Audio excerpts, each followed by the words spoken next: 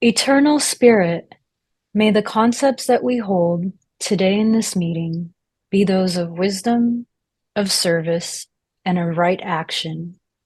In every thought, word, and act, may we show complete accord with universal law.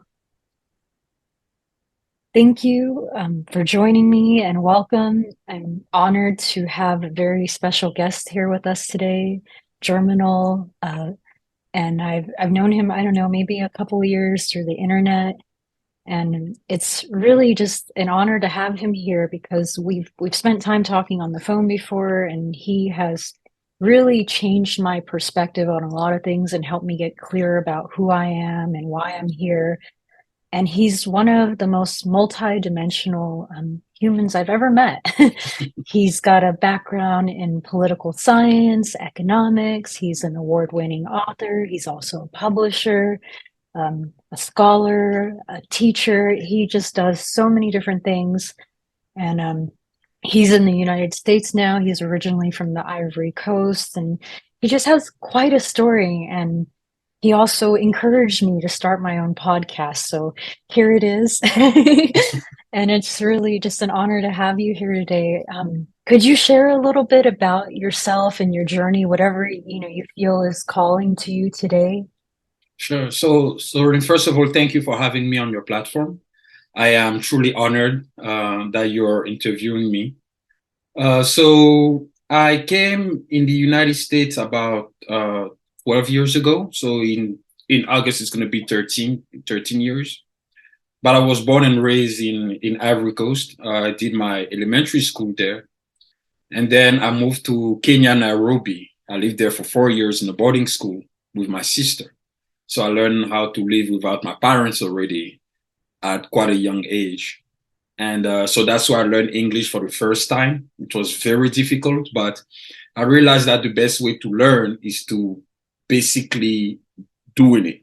So you have you live in a country that speaks the language, and every morning they say, "Hey, wake up, eat," and stuff like that. So it's those words you start to pick up on, and then you watch movies, and eventually you start to build up your vocabulary.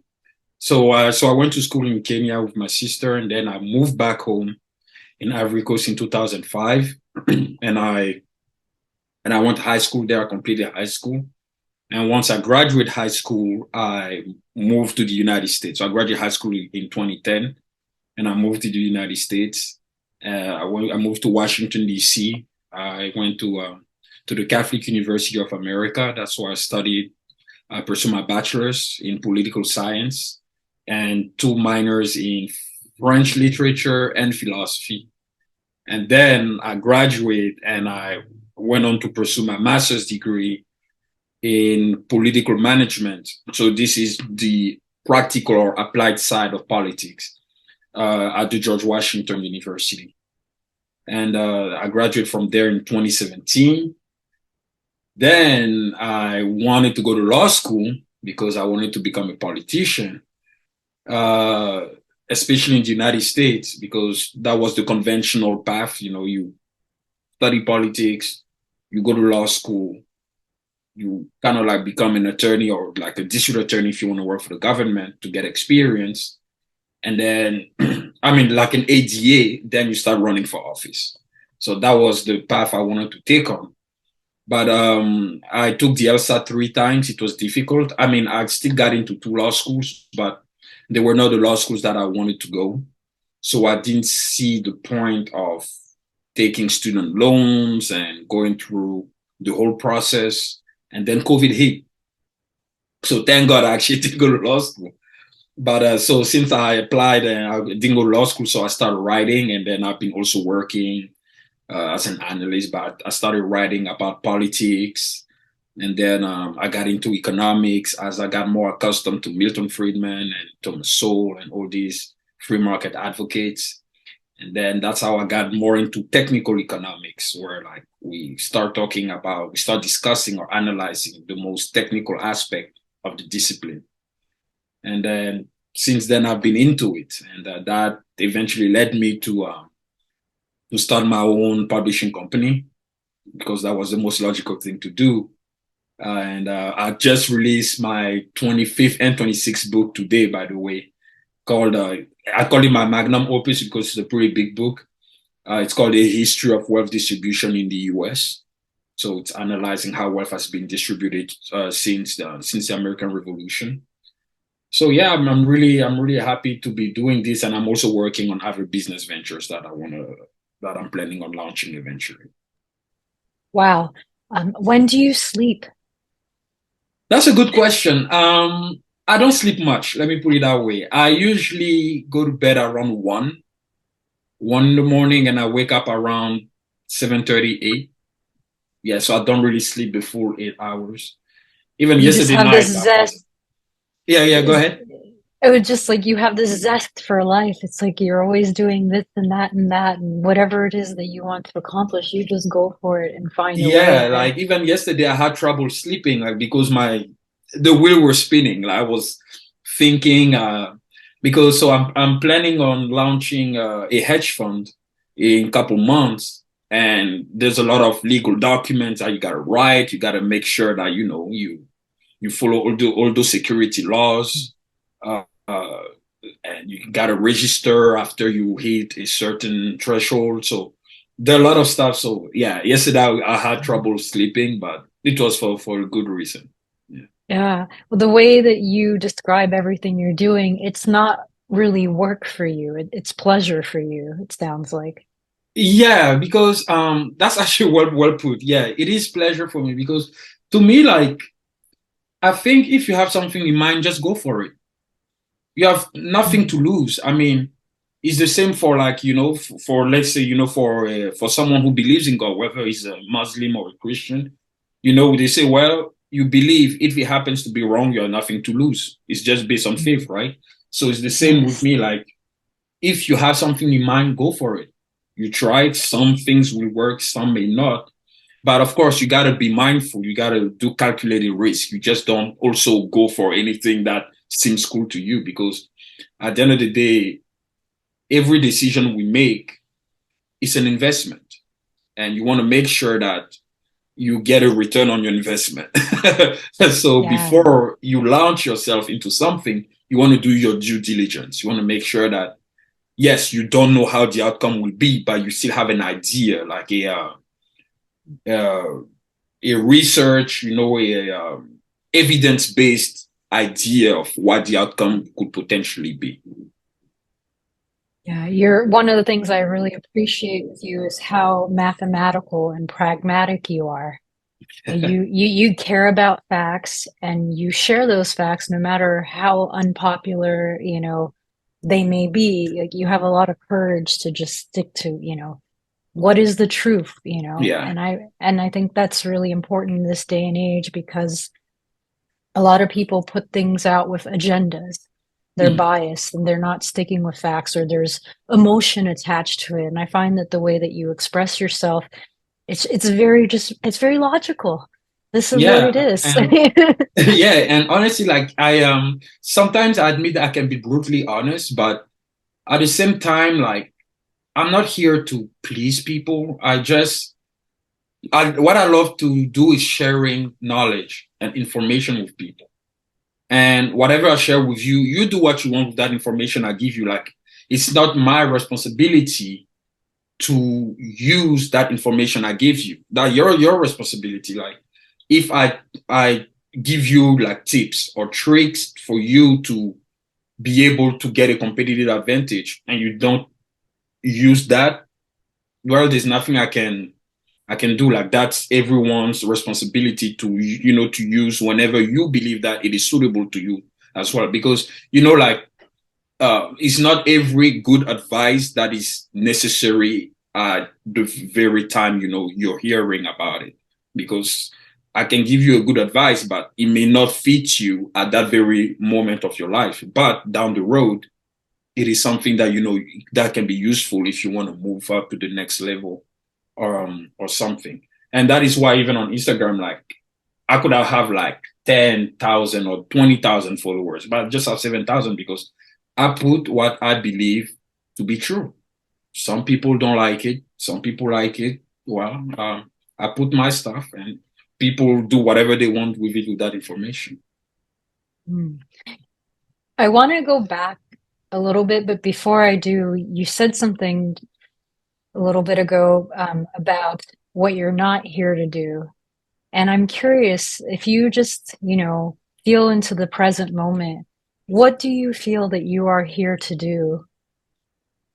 What I'm here to do is to share information with people that will improve their lives or their material condition, because at the end of the day we live in a organic world, and material is important, although the spiritual is critical, absolutely. But at the end of the day, we know you as an individual because you exist in flesh and blood. So your doings, whatever your actions and the consequences of your actions, have repercussions in on people in general. Uh, so I'm here to push people to be a better versions of themselves, the same way I'm trying to do for myself. I'm very goal driven, extremely practical. I can be too practical sometimes because I am obsessed with accomplishments. To me, like that is to me is like it's the best way to build your legacy. I am, of course, like very attached to legacy because your legacy is the only thing that will stay on earth once you're gone. Unfortunately, we will have to go at some point, but at least after you're gone, you want to make sure you leave something that people can not just remember about, but can rely on to even improve their lives too. So that's why, for example, I write books because I know that those books I write will they will outlive me. So today, Hmm. we read John Locke, Adam Smith, um, Karl Marx, all these people who died at least a century ago. They're all gone, but we still read their writings. So that's one of the reasons why I use writing as a tool to build my legacy and something meaningful that I could leave on earth. Hmm. I like that. And I mentioned this before we started recording, how your name always reminds me of seeds. And it's like you're planting seeds that are going to flourish, Yeah, way that's where beyond your time. technically, yeah, that's technically where it comes from. Germination is to grow. Hmm. It's yeah, it's Hmm. to yeah to germinate. Yeah, it's to grow to But my name also means it has like a political connotation. Uh, my dad named me like that because in the 19th century, there was a French writer called Émile Zola. He wrote a book called Germinal, which is I pronounce it in French. And Germinal is about the month of April, so it's about spring. It's to show hope, to show that things will be better down the road. So it was telling the story about the coal miners who work extremely long hours, but they work in really hard working conditions, and they were underpaid. So it was that it was describing, and the underlying point was, the rise of socialism, the rise of the workers and and unions and everything. But I mean, my dad is a little disappointed about the fact that I don't have his political views because I'm not I about socialism at all. Yeah, but he must be proud of you that you are very logical and methodical, the way that you do come to your conclusions, Oh even if you yes, don't absolutely. disagree. Yeah, no, Yeah. absolutely. Yeah, yeah, we surely disagree politically, but he respects my intellect. He respects the fact that I am very rigorous in what I do, and I apply that rigor in everything in life. Like, and that's what allows me to get things done. I think, and I always tell this is like the issue with most people is that they're not rigorous in the way they do things, and that's why they have trouble achieving their goals. They will start something, they get excited at first, and then it gets difficult and they want to back out, or like they don't take the time, or they don't have the discipline to keep doing the same thing on and on every day. It's those small steps you put one in front of the other that actually leads you to the goal that you're aiming to achieve. Yeah. Consistency and patience. And You have that's to why keep people showing up. refuse. Yeah. And that's why literally people refuse to apply. I say refuse because they could, they just don't want to. Yeah. Well, it's stretching ourselves, going beyond that comfort zone, and that's where we grow. If you Yeah, want to go to the gym and have muscles, you don't just buy a membership. You have to show up every day and push yourself more and more every day. You don't just get the muscles because you bought the gym membership. exactly. Absolutely. Well put. And yeah, it's yeah, buying the gym membership and not showing up, first of all, is a waste of money. It's a bad investment. You wanna think as an investor, you wanna think in terms of investment. If I'm putting, I don't know, 150, I believe those gym membership costs around that price. So if I pay 150 per month to go to the gym, I bet you I'll go to the gym every single day. I want to get a return on my 150. I'm not going to spend 150 and going like once a week. It's a waste. Mhm. I want to go back now Mhm. to what motivated you to come to the United States? What was your dream or your vision? Because that was a very courageous move that you made as well to leave your familiar home, even though, you've been independent for a lot of your life already. Well, that's a good question. So, since age 10, I always wanted to go to live in the United States since I was 10 years old. I remember it was in 2000. I told my mom, I said, Mom, one day I will live in the US. I live in the United States. And the reason why is because I love Anglo-Saxon culture because it's extremely pragmatic compared to the French culture, which is more idealistic, more they have a romantic approach to life, and they lack that entrepreneurial mindset. In the United States, we encourage you to fail in order to succeed. If you listen to all motivational speakers, they always emphasize their failures first before starting talking about the light at the end of the tunnel.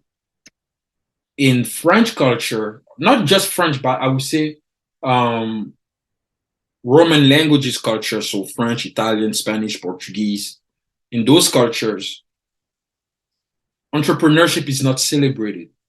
If you try something and it doesn't work, people will remind you that you failed. So it's literally going so they're not necessarily intentionally trying to discourage you, but by always bringing up the fact that you fail, you will be scared to try again. But in the US, you can have the craziest idea. We will give you a shot. That's the beauty of this country. You can be like, you know what? I want to build I want to build a railroad company.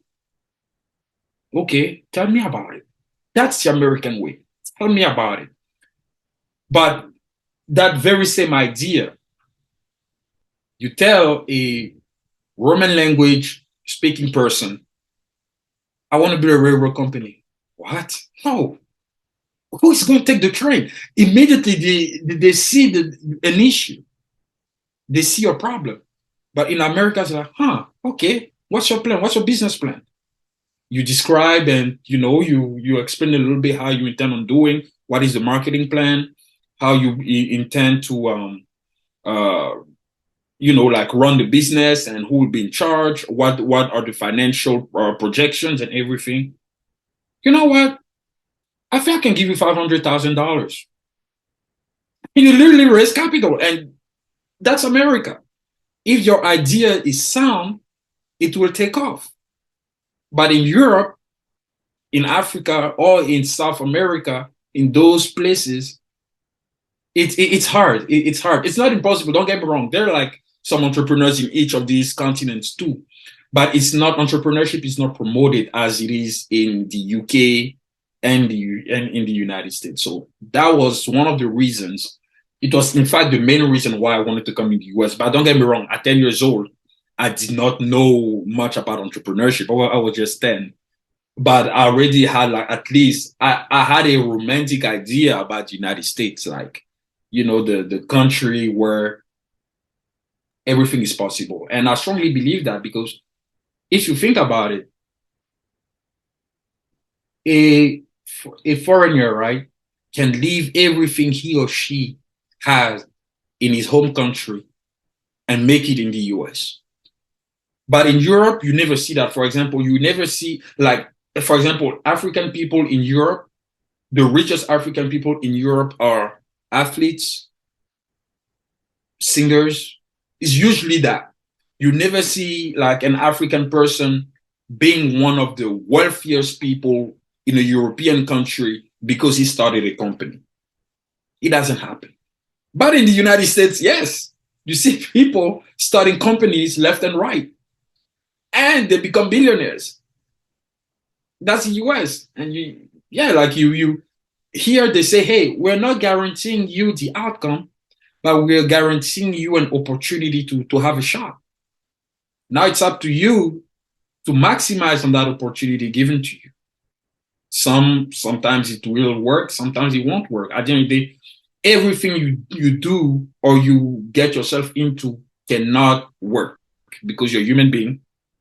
Failures are part of the process. If you succeed in every single thing you do, there's a problem. I love that. Thank you for sharing that. It made me more um, grateful that I was born here, because my parents Yeah, risked their lives to come here for similar opportunities, for similar reasons. They yeah. came from communist, socialist countries that didn't encourage, free thinking or entrepreneurship, and they wanted to have the freedom to struggle, to work towards their dreams, but Mhm. without somebody dictating or tearing them down. Yeah, Uh, I'm sure like living under the regime of Ceausescu was hard because I mean I watched many documentaries about him. He was a brutal man. He was a brutal man, and it wasn't easy for Romanian people to thrive under his leadership, and it was pretty much like this all around Eastern Europe, Romania, Bulgaria, Czech Republic, Slovakia, all these countries. It wasn't until yeah. 1990 that it starts to open up. But I'm glad that your parents came here because they understood that it's in the US that you can actually make it happen. Yeah.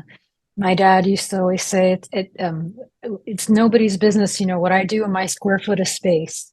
Yep. And that's the nice thing is you can do whatever you want as long as you're not bothering anybody, and people will support you if you have a dream. And like you said, it's logical, it's sound, people will invest in you. And Yeah, they were like, and that I strongly believe in it. Even with my publishing company, I already have investors.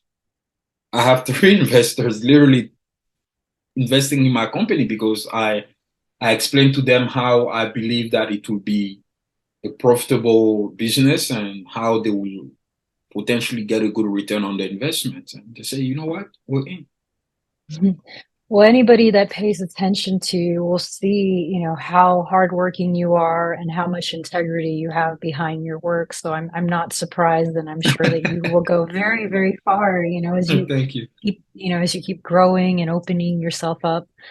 I'm curious. So, because I think I'm not sure. At one point you were involved in politics, like in the Libertarian Party. Did you ever run for office, or were you just internal? I forget now. It's been a while since I seen Yeah, that no, name. I never ran for office. First of all, because I'm not a an American citizen. I'm just a legal permanent resident. I was working as a political advisor for Joshua Flynn. May his soul rest in peace. Unfortunately, he passed away 2 years ago. So yeah, I was working as his advisor, and I Mm. was very involved in the Libertarian Party of Chicago. But I kind of withdrew from it because I was getting uh, irritated by the infighting of the Libertarian Party about who is a true Libertarian, who is not. I'm like, okay, this is why you guys are never getting elected. This is ridiculous. And I don't have time to sit online to debate with you over something that we won't agree on. You already have your mind set on whatever branch of libertarianism you believe to be right. I have mine, and we're not going to agree. So I don't see the point of engaging in such conversation with you. Like when I say you, it's not you personally, like people in general. So I was like, so I decided to just focus on my scientific academic work and get more involved with business, um, rather than rather than debating ideology with people. And I realized Yeah. ideology is very destructive, extremely destructive, because ideology is so abstract, and yet people are emotionally attached to such an abstract concept. And ideology destroys relationship, human relationship. It destroys friendships, sometimes families.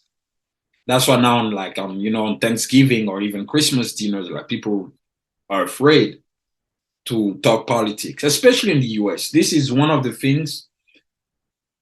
This is one of the negative um, aspect I have towards American culture. But at the same time, I understand why. In the French culture, for example, talking about different political opinions is routine. People love it. They will even scream at each other and then they hug each other after. For French people, this is normal. But Americans get very uncomfortable. They get very awkward about it. But at the same time, it makes sense why they don't like discussing different views, because Americans and British or British people, they have a merchant mentality. They're merchants. That's who they are. They're here to make money, to generate profit. So if they start discussing with you over something you both do not agree, especially if you're in the position of the customer, he's losing money. So he's not going to talk about, the fact that, for example, Islam could be like a totalitarian religion. Let's say you're discussing with a friend who is Muslim, but he comes from a pretty loaded family. You're not going to come and attack his religion, because you believe that, hey, you can build a relationship down the road with that person, and the day you want to start your own venture, that person could help you. So that's how British people and Americans think. That's why to them, talking about politics and religion and stuff like that is very taboo. They don't address those topics. Yeah, and plus even the way America became soft over time, like it makes it harder to even talk about different opinions. I think back then in the US you could talk about stuff and it was fine. Like people won't, hate you for having a different opinion. Because at the end of the day, for example, like most of my really good friends, they're all lefties. They're socialists, they're Democrats, they're progressives. I'm the only libertarian slash conservative slash right wing. And I lost some of them because they don't like my ideas. Personally, I'm like, I enjoy the fact that I disagree with you. To me, like this is exciting, but to them, they take it personal. I said, okay, well, I'm not going to beg you for your friendship either if you don't want to be my friend. But like that's the thing. Like to me, I'm like, I can tolerate your ideas. I disagree with them. There is an overwhelming amount of empirical evidence demonstrating that your ideas actually destroys lives. But yet, you're still my friend. But you cannot agree with not agree, but you cannot tolerate the fact that I support the ideas that I support. So, I really appreciate your perspective and all your insights because you are definitely helping me make sense of the bigger picture and hopefully whoever is tuning in as well. I mhm. mean, what you mentioned about the Libertarian Party, that was one of the reasons I got, decided to run as an independent candidate in 2020 and 2024 because I realized like this is just going to go on forever. It's like a web that you get tangled in, and I'm like, that's not Yeah, why I'm here. I don't want to play politics. Um, exactly. But what you're talking about, people, well, this whole concept of merchant, I hadn't heard that before, but that makes sense to me. And, where we are today, I don't believe, at least in the long term, this is not a desirable place to be, but I believe in rhythm and that everything ebbs and flows. And so, I believe that what's happening now is things are getting very extreme because they're going to have to go back in the other direction. And one of my goals is to help us stay balanced, but Yeah, to get balance and stay balanced because it is unfortunate that there are people that can't tolerate listening to people that have different, not just ideas, but experiences. hmm, Because people look at me and they immediately they prejudge me. They think they know where I've come from, what I've been through, what I'm going through, and they have no idea because they're just going with the stereotype that, the media or whatever has been feeding them all along. And yeah, so it's, whenever I decided to run for president, quite a few of my friends just dropped off. They couldn't handle it because I was, conflicting with whatever their pre-existing concepts were. Like, this doesn't make sense, I can't handle this. So it's yeah, interesting. I don't take it personally. I love everybody. I can tolerate and everybody. And that's actually funny because that's like this morning I was studying a metaphysical book, and that's one of the things I'm working on is being even more tolerant, and more sympathetic because I believe that everybody is here for a reason. We all have special gifts, and we should listen to each other's ideas and experiences. And kind of like you said before, it's like nobody, you said not everyone's gonna be, you can't be successful all the time. But it's also with that, it's like you can't be right all the time. You're not going to have all the answers all the time. So we need to talk to each other if we want to coexist in harmony, if we want to thrive, not just as a country, but as a world. yeah. Um, so I appreciate just everything that you're offering, and sharing from your perspective, because I know that you're coming from a place of you're just looking at data and Yeah, I putting do. it together. Yeah, I do look at data a lot because it helps me make insightful and good decisions. I mean, of course, don't get me wrong. Past performance is not guarantee of future results, but it gives you an informed opinion. That's what data is about, and that is why even like in the use of econometrics and statistics, the results you get from testing um, variables, there is always a margin of error. We call that the error term because it's based on probability. It's not exact, like it's not 100% sure. There's still room for error. So, Thank you. So I want to switch topics a little bit. mhm, And this is something I haven't talked about publicly before, but it is something that's really important to me. And I believe it's important to share, just in this moment in time and space. And it's something that you helped me get very clear about.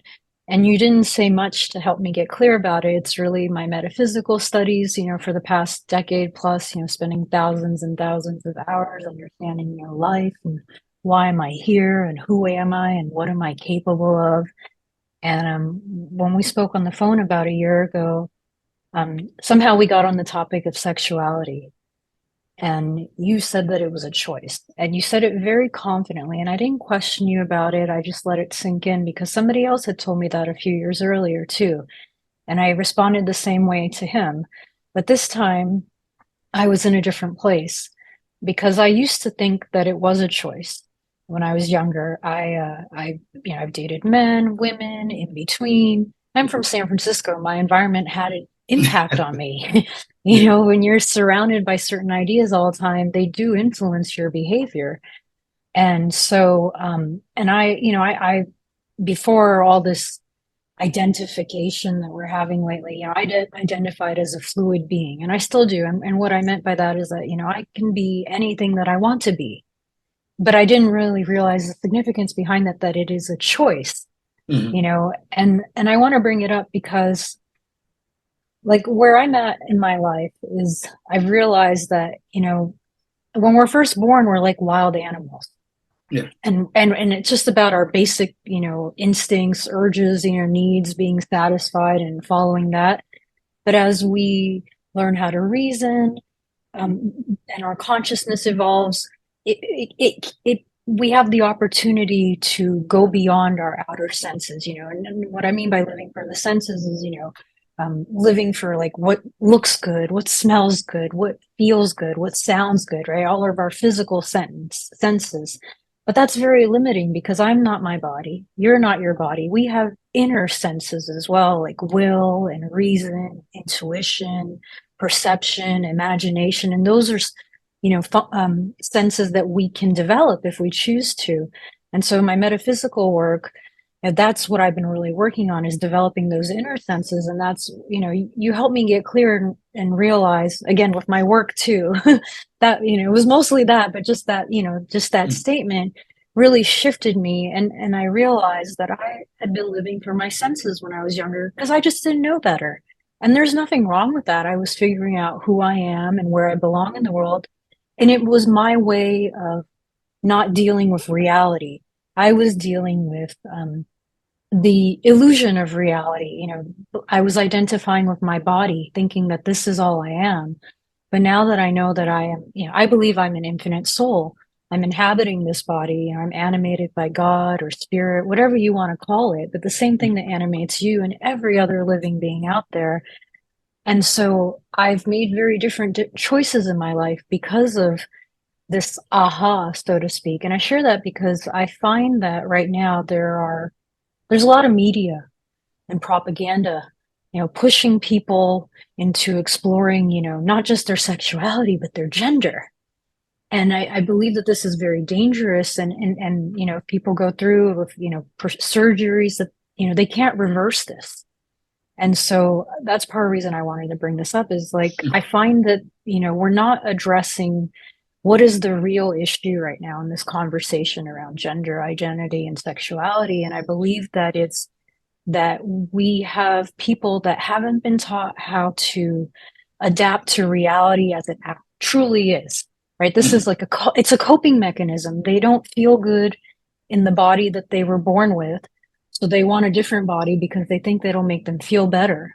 But I don't believe that that's a solution. Obviously I haven't had that kind of a change in my life, but I've been very progressive, if you want to call it that way, and open-minded over the years. And so and I'm still attracted to all people because it's never been about the body. When I was younger, I would say, oh, I'm attracted to personalities, but now I realize it's just energy, and everybody has masculine and feminine energy.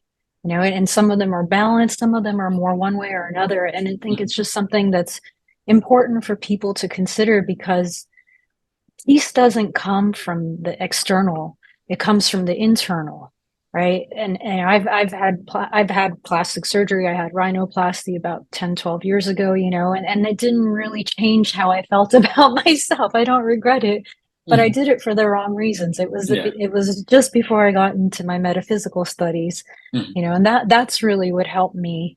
But I wanted to share that because I really appreciate just how you are, how thoughtful you are, how you say things.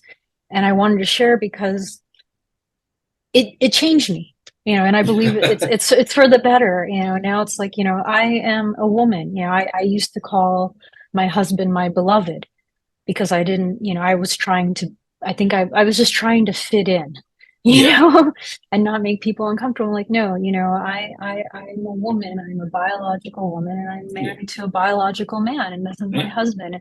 And that's something that I've consciously made an effort to change because I realized that people are pushing from all directions, and I need to be firm and know who I am and be courageous enough to be open about that, to help others who, may be trying to figure out as well, versus being so loosey goosey. I don't know, for lack of, better term. Yeah. Yeah. No, And I totally understand what you're saying.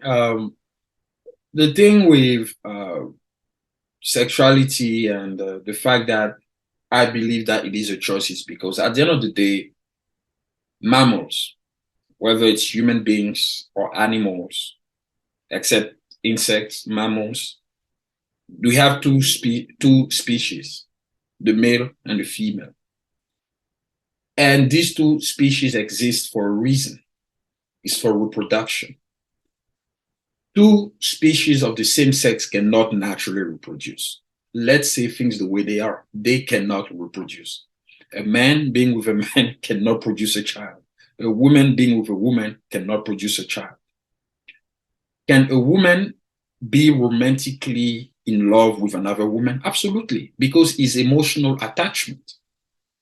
That that I don't dispute it. It is emotional attachment. The same way a man can be romantically in love with another man, because it's emotional attachment. That comes from the soul, from within. It's not the body. It's the things you build with that person you're spending time with. You get attached and it develops into other things.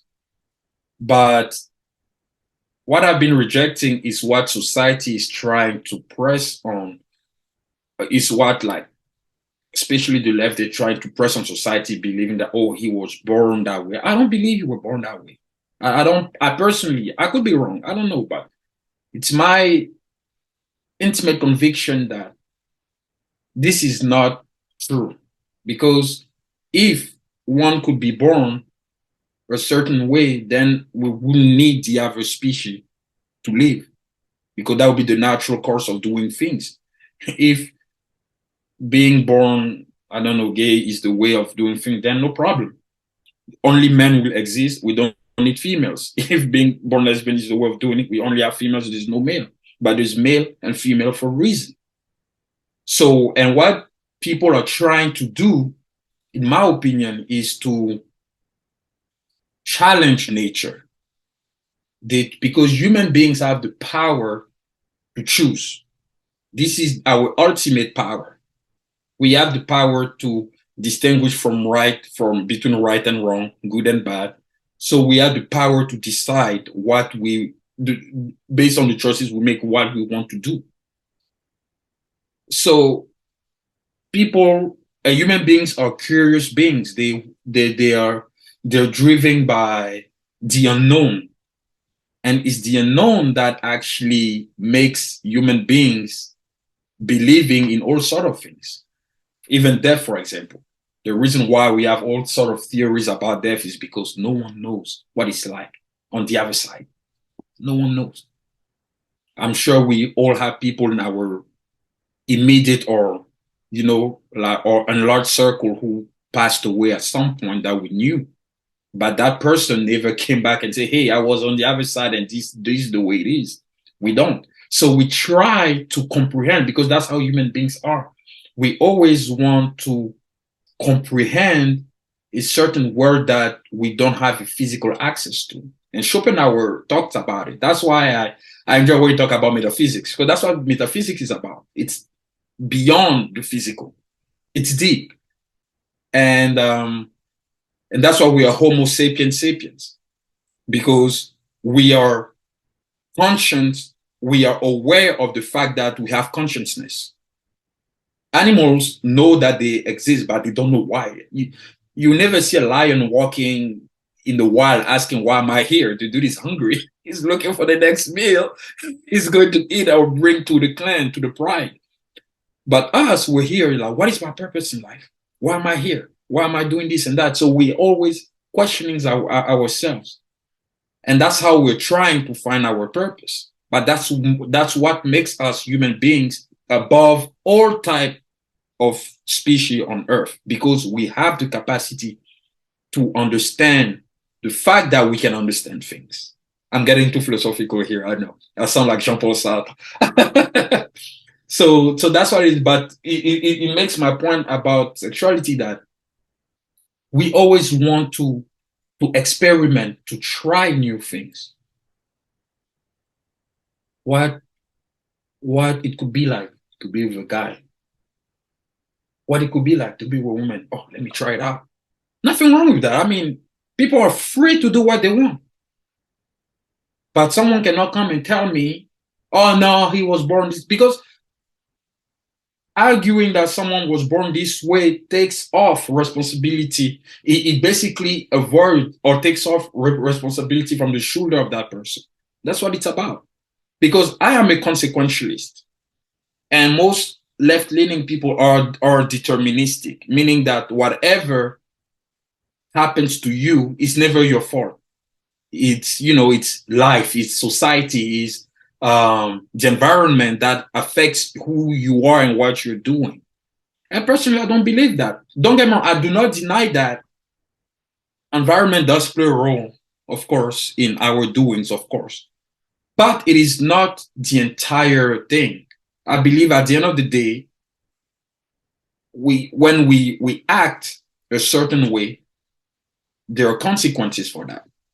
You can live in a low income neighborhood where there's crime and drugs and everything, right? So sure, it might affect your being in the terms that, oh, you maybe you want to join a gang, right? But if you join a gang, there is a strong possibility that you might die or go to jail. I mean, everyone is aware of that.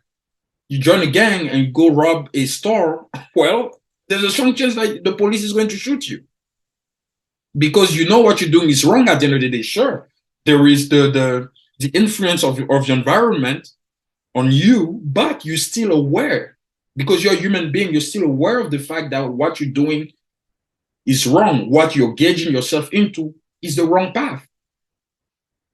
Therefore, you have the power within you to say, hey, it's true, I live in a really bad environment, but I don't have to do what other people are doing.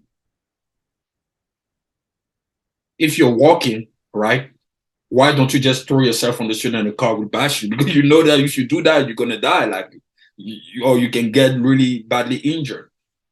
But you decide not to do it because you understand the consequences of doing that. So at the end of the day, we still have a choice to make. Even not choosing is still choosing. When you see, for example, an injustice happening and you just decide to not get involved, you still chose. You made a choice. So that's why, to me, like at the end of the day, we as human beings hold the ultimate power to decide what we want to do with our lives, with our actions. So that's why I don't buy the he was born this way, he was born that way. So true, yes, there's genetics. I don't deny genetics, but it's the same, right, with mathematics. A lot of people hate math because they're afraid of numbers. They're afraid to say, oh, I wasn't born a genius. It's not a matter of genius. So when people, for example, say, oh, I can't do math, I wasn't born a genius, I ask them, when you were born, did you know how to drive as a baby?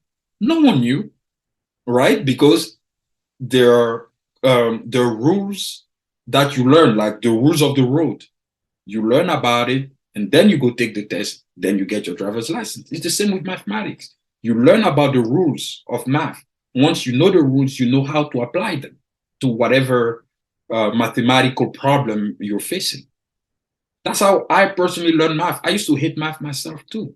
But then I changed my mind to mathematics. I changed my mind to like, how can I use math to actually solve a problem rather than, oh, I don't know, like this equation looks scary. Yeah, don't get me wrong, mathematics is not an easy subject, but everyone can learn it if they truly want to. They just have to change their approach to it. So to me, it's everything at the end of the day starts and ends with the mind. So we have to think, we have to think things through before acting. So that's why I don't buy the someone was born this way, that's why he's acting that way, especially when it comes to like sexuality, or he was born gay or she was born lesbian. I mean, as I said, if you like women, that's fine. It's your life, it's your choices. You're a free human being to love who you want. But to me, like just saying, yeah, like she loves women because she was born that way. Nah, it's you try to make the person make it. You try to make the person look like, oh, it's not her fault if she likes. Nah, she chose to, and there's nothing wrong with choosing. But at least assume that you chose, and that's fine. I really appreciate that, especially just, I'm hearing kind of undertones of adapt or perish and this, personal responsibility, like reasoning correctly to understand that there is always a effect to every cause.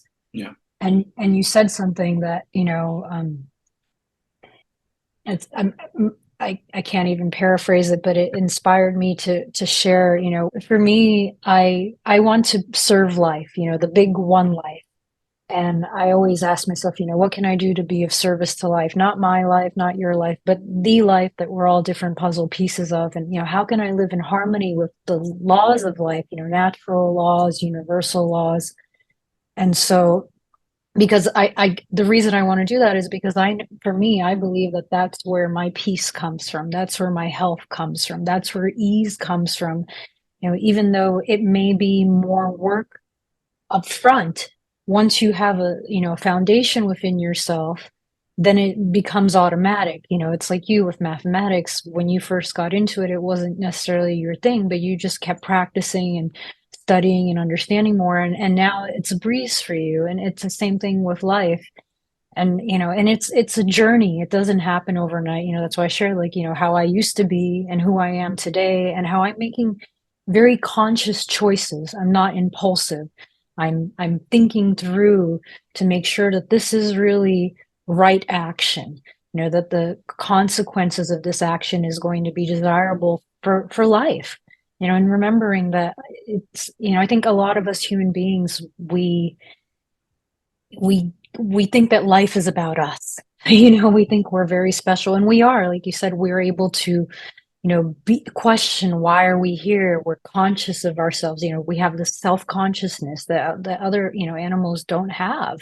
Yeah. And so we are special in that regard. But also, you said something else that I think we've talked about before, which is about, and I'm kind of connecting dots, so hopefully they make sense. But like a lot of our diseases are due to having too much like a luxury freedom. Like if you go to other countries where people are still trying to get their basic needs met or in survival mode, they don't have these same diseases. And when I think about diseases, I don't just think about like physical stuff. I think about like as a whole, like when an organism attacks itself, it's There's because it's something I diseased. actually want to add to what you're saying here. You make an excellent point. You say when you go to other countries where people are struggling with basic needs, right? If you notice in those countries, people don't talk about their sexuality or, am I a woman or a man? Am I this or that? Because life is tough. And I think the reason why, like, the question of sexuality became so much of a thing in American society is because we're so wealthy.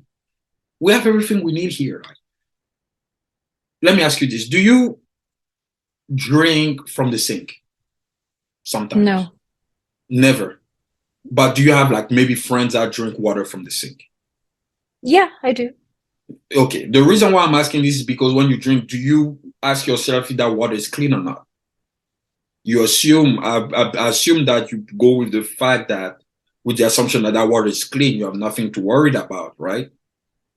The reason why I'm bringing this up is to emphasize that you're taking life for granted because this country is so wealthy.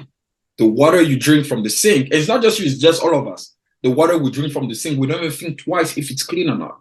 We just drink it because we have all the technology, all the innovation that allow us to have those goods and services available to us.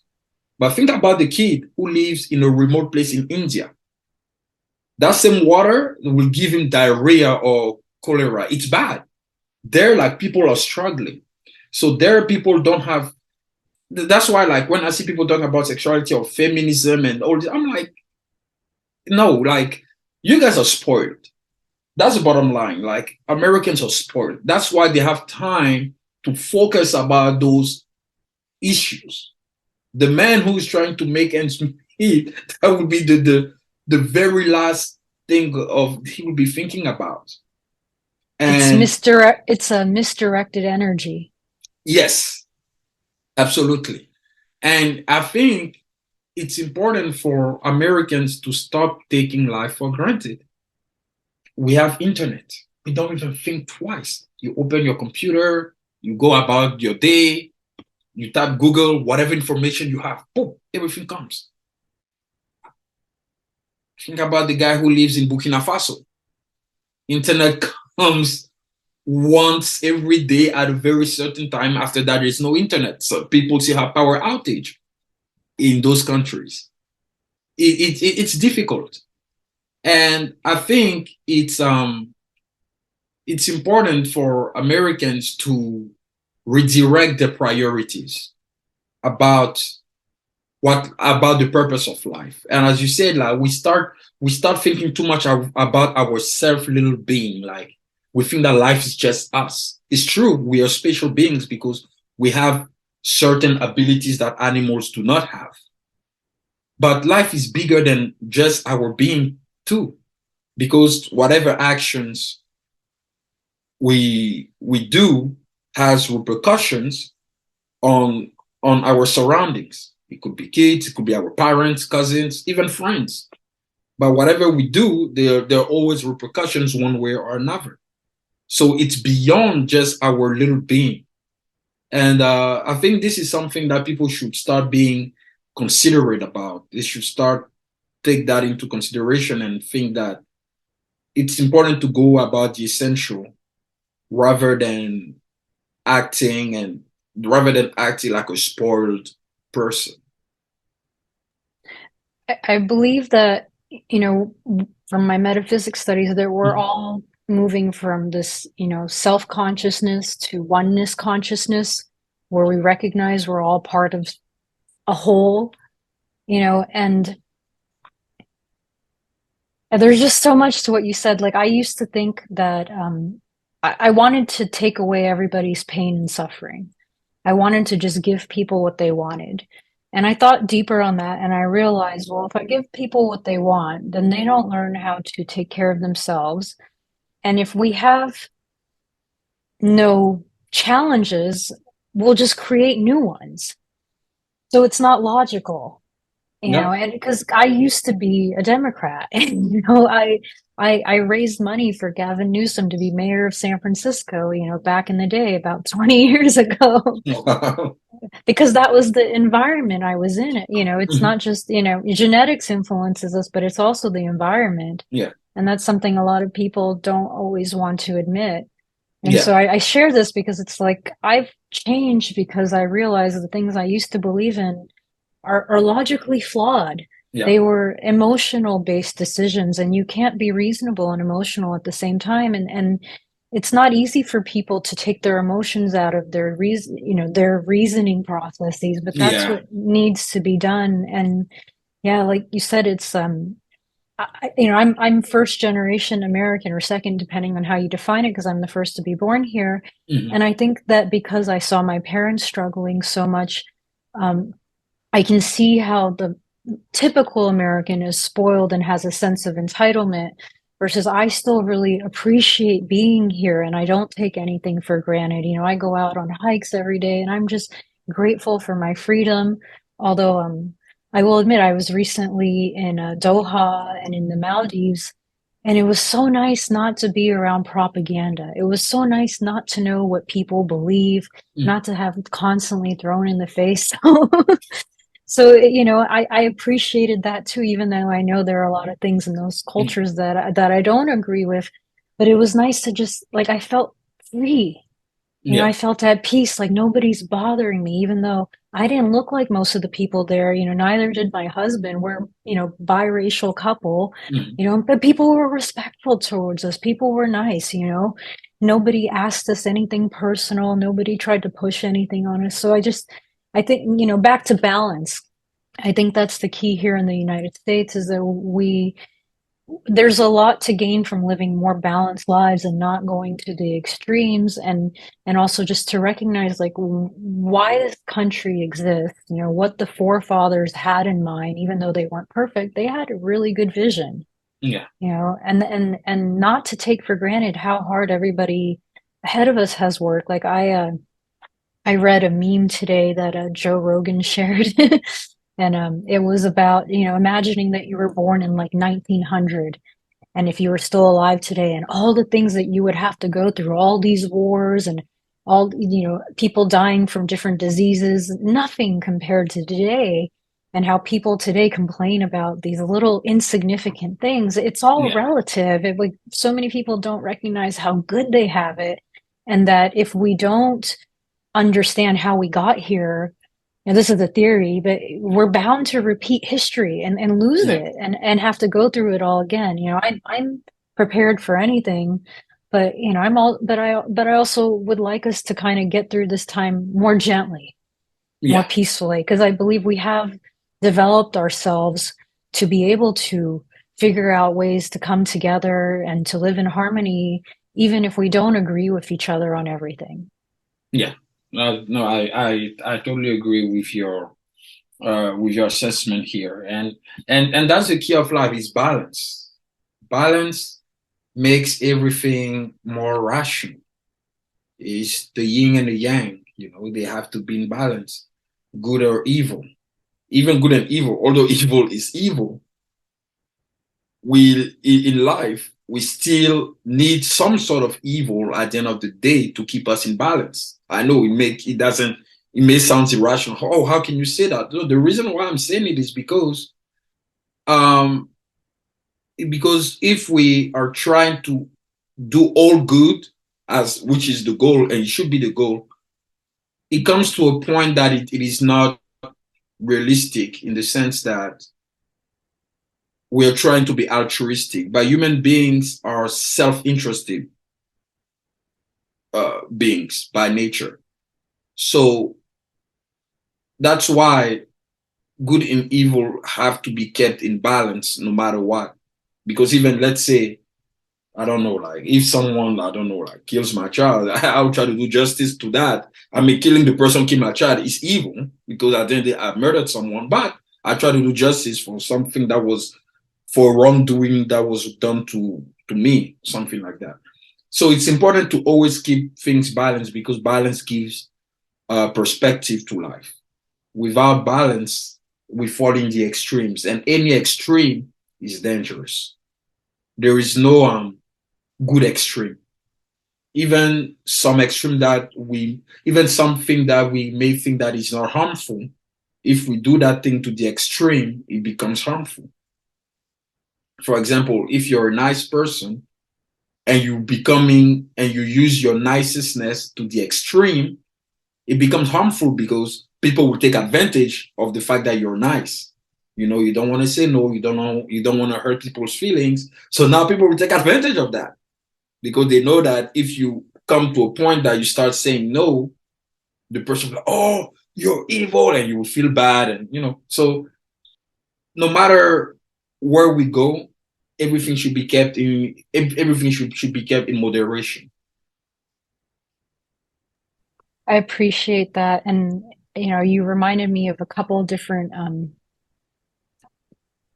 things that, well, one, I was thinking about metabolism within the body, and how we have anabolism and catabolism. One destroys and one creates. Yep. And then, because I study a lot of theology and in my metaphysics, I do a lot of correlation. Mm-hmm.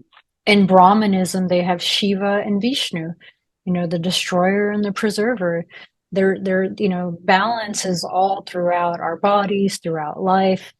And that's something to keep in mind. Like you can't have one without the other. And then, looking at it, from the point of everything is energy, it can't be truly destroyed anyway. It's just changing form, Yeah. right? Because we can't create it, we can't destroy it. It's just transmuting from form to form. And I believe it's evolving in consciousness because we have come a long way from, our ancestors.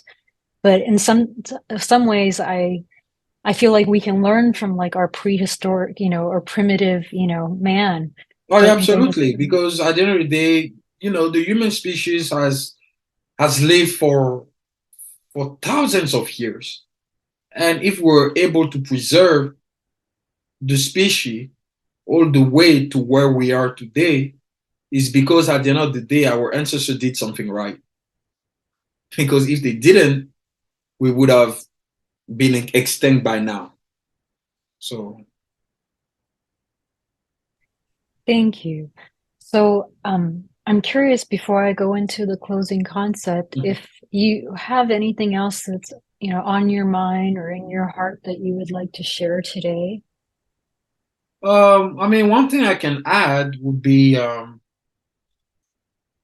for people to, in general, wherever they are, I think if they want to make their life more meaningful, if they want to give purpose to their lives, it is important, especially if they want to become achievers.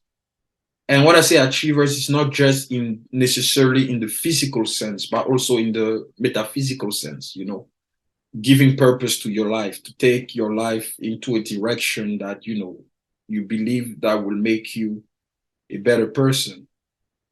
It's important to be rigorous. It's important to be disciplined in whatever you do because discipline is freedom. Discipline sucks at first. It sucks. It is hard. You don't want to do it.